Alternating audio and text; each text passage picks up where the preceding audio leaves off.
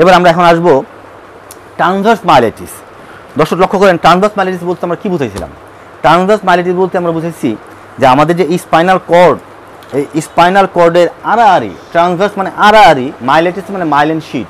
আমরা বলছিলাম এই যে নার্ভের, আমাদের এই যে নার্ভগুলো আমরা আঁকছি, এই নার্ভগুলোর মধ্যে এগুলো কী আছে, যে মাইলিন শিট আছে। এই সোয়ান সেলের মধ্যে কী আছে, মাইলিন শিট আছে। দর্শক একটা কথা বলা, মানে ইনফরমেশন, যে আমাদের পেরিফেরাল নার্ভাস সিস্টেমে যে সোয়ান সেল থাকে, হ্যাঁ, পেরিফেরাল নার্ভাস সিস্টেমের যে মাইলিন শিট, যে এইগুলো একজনের উপরে যেটা থাকে সেটা সোয়ান সেল, আর ব্রেনে যেটা থাকে সেটা হচ্ছে অলিগোডেন্ড্রোসাইট। ব্রেনে যেগুলো বলতেছি আমরা, ব্রেনের মধ্যে যেই একজনের উপরে যেই শিট থাকে সেটার নাম হচ্ছে অলিগোডেন্ড্রোসাইট, আর পেরিফেরাল নার্ভাস সিস্টেমে যেটা থাকে সেটা হচ্ছে সোয়ান সেল, যেটা মাইলিন শিট থাকে। যে কথা বলতেছিলাম, ট্রান্সভার্স মাইলাইটিস মানে হচ্ছে যে এই ক্রস সেকশনে একটা সেগমেন্টের স্পাইনাল কর্ডের তার মাইলিন শিট এবং স্পাইনাল কর্ডের এই জিনিসটা ড্যামেজ হয়ে যাবে। কেন হবে? তার কারণ হচ্ছে যে কোনো কারণে 10 দিন 15 দিন আগে তার একটা ইনফেকশন হয়েছিল। সেই ইনফেকশন যখন আমাদের বডিতে ঢুকছিল জীবাণু, তখন আমাদের বডির যে অ্যান্টিবডি, সেই অ্যান্টিবডি কী করছে, আমাদের ওই জীবাণুকে মারছে, মেরে জীবাণু ধ্বংস হয়ে গেছে, বাট ওই অ্যান্টিবডি আমাদের ট্রান্সভার্স সেকশনের মাইলিন শিটকে ধ্বংস করতেছে।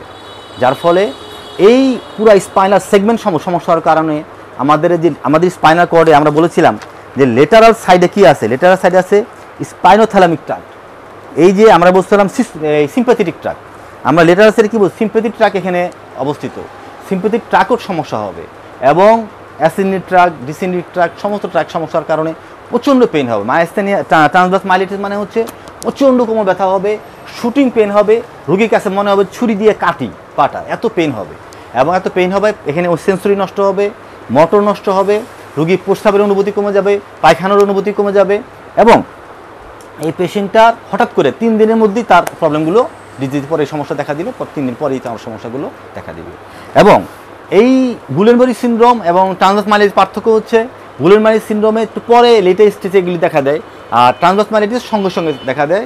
এবং ট্রান্সভার্স মাইলাইটিসের কী হয়, যে পেনটা প্রচণ্ড পেন থাকে। গুলেনবারি সিনড্রোমে লোয়ার মোটর নিউরন হওয়ার কারণে অত বেশি ব্যথা, অত বেশি তীব্র ব্যথা হয় না।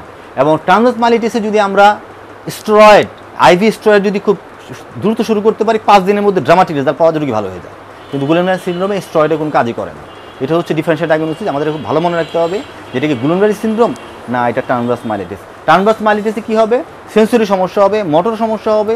ট্রান্সভার্স মাইলাইটিস আপার মোটর নিউরোনেশন দেখা দিবে, টোন হাইপার থাকবে, রিফ্লেক্স বাড়তি থাকবে, হ্যাঁ, এবং এই যে তার সমস্ত এক্সাইটেড থাকবে। আর এখানে গুলেনবারি সিনড্রোমে লোয়ার মোটর নিউরোনেশন ফ্লাসিড হবে, টোন থাকবে না, রিফ্লেক্সগুলো ডিমিনিশ হবে।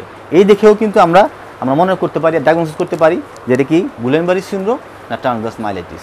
তাহলে এই কি ট্রান্সভার্স মাইলাইটিসে যে বললাম, এই লক্ষণগুলি থাকবে, কেন হয় তা বললাম। এই মোদ্দা কথা, এই কটা কথা একদম ভালো করে আমাদের মনে